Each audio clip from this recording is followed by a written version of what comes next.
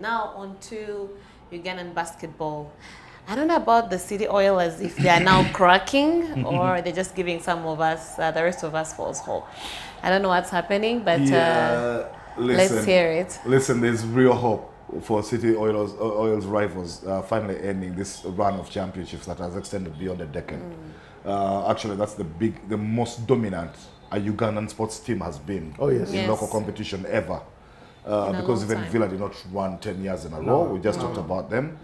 They've been even Railways in the netball did not do 10 years. Neither did Nick. Neither did so because we've had some. I don't think even KVC did it. The only thing that stopped Oilers' dominance was COVID. COVID, yes. So they've won all these championships in a row, but COVID just. COVID was a break. It was a break. It was just a break, It just suspended Oilers' dominance. Some of those championships we're talking about, and we have said it here on the show before, they actually started poorly. But it didn't extend beyond the first couple of games, really. They lost the opening game and went on to dominate and win the league. Now they are still stuttering. Actually, the irony is that that loss to Nam Blazers on the opening day of the season, 81-80, is actually the best showing they've done. Because since then, you thought that, okay, fine, they've lost their biggest title rival by just 1 point. They're going to beat up everybody else.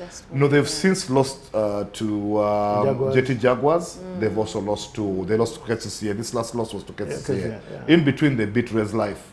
But that was even a struggle. And because what we had thought about, and we talked about it here the very day after Nam Blazers, is that Oilers have put up a show against Nam Blazers and all their might and all their former stars and all the former Oilers and everything. It was a grudge match, man. Grudge match, that they put up a show without Fayed Bale, without Titus Luwal, and without Ivan and Muhwezi. And we thought that if those guys come back into the fold, it should be okay, automatic. They should start winning because they were now depending on Ben Komakech. But all these games later, another 4 games since then, they are still actually relying on Ben Komakech to play heavy minutes. They are playing people like Alawi and a few others. Actually, they don't have even bigs. One of the problems they're suffering from is size. Because Fayed Bale has come back into the team now, and he helped them beat Res Life.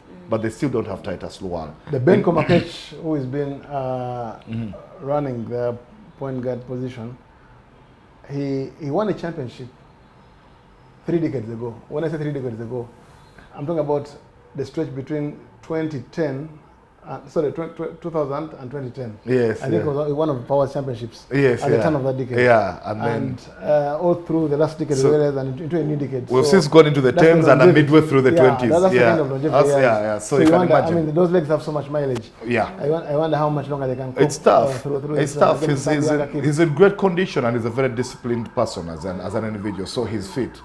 But, and also now he's got Fayed Bale back. So at least he can take some of the load off him. But they're still struggling. Like I was telling you, they have Chuma and Rogers Downer playing as their bigs, guarding the rim and the paint and everything. Now, these are not natural bigs. No, natural bigs. Downer, it's just that Downer can leap out of the building. I mean, he's got a very good vertical elevation and everything. And so they can rebound and do things and all, but they're not natural bigs. So in this last loss to KCCA, actually what happened is that, and these are 2 former Oilers players, once KCCA realized that there was a size point problem in the paint, they went at Oilers inside. Stanley Mugelwa and Ivan Romanyika. Those 2 guys used to play, at one point played for City Oilers. Actually, Stanley Mugelwa and Ivan Romanyika, you could call them NBL nomads. Because they're on their 8th franchise maybe. Like the 100. They've played everywhere. And now they are playing for KCCA. So they beat them. Mark, I think for me in Oilers, I won't say Oilers defense, but this kind of season was bound to come somewhere along the way. I mean, Oilers have dominated for so long. Yes. It was bound to happen because when they lost Jimmy and Ivan and Tony and who's the third guy? Oxy. I mean, those were 3 vital members, 3 of the most important players in their history. So you don't just lose such players and you think things are going to get normal. Yes, you know they're a very organized franchise. You know that they've got wonderful management. They are backed by the Mandela Group. But even with the deepest pockets, Mark, you're bound to lose some kind of rhythm when you lose players who have contributed so much.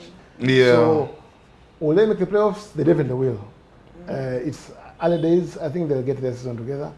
Will they win the championship? I wouldn't put a coin on them winning the championship. They'll definitely make the playoffs. They will compete. I still think actually Blazers are better than them.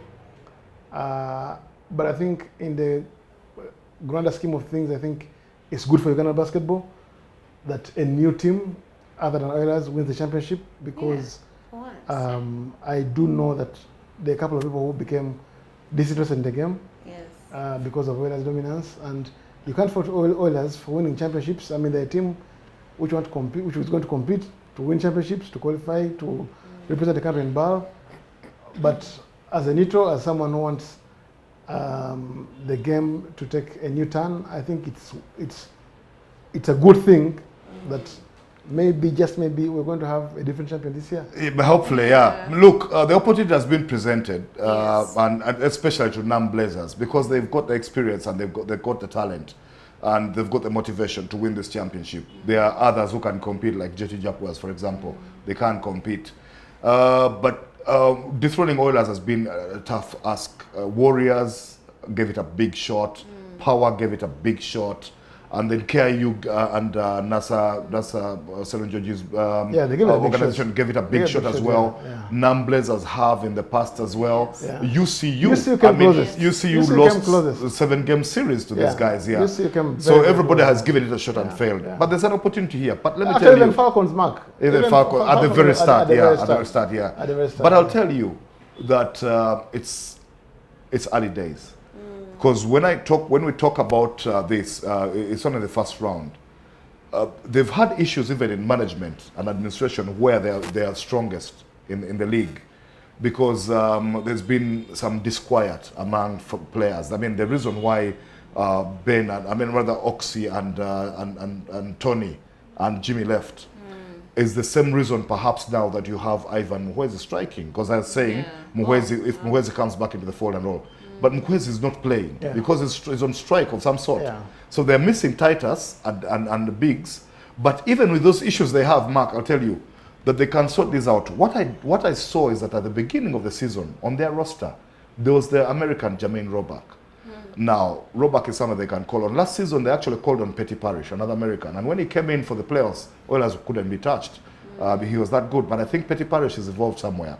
But they've got the opportunity midway through the season, once the window opens, to actually add on to that roster, maybe 3 Americans, and with them some size, because without Titus now they're struggling on size fronts, and they have the money to do that. Haji and company, they can do these things under the Mandela Group, like you said. And since Roback is already registered with them, they can even bring another 3 Americans. They might have to look there, because there's nowhere in Ugandan League they're going to score and get size. So they might have to do that. If they do that and they're in second round, they're different outfit. Then again, that window for Blazers and JT Jaguars and whoever, and UCU and whoever, might close. Hopefully. We'll see though. As it is now, they have given everybody hope, because they really are stuttering terribly. They're looking ugly. They're looking ugly, All right, thank you so much.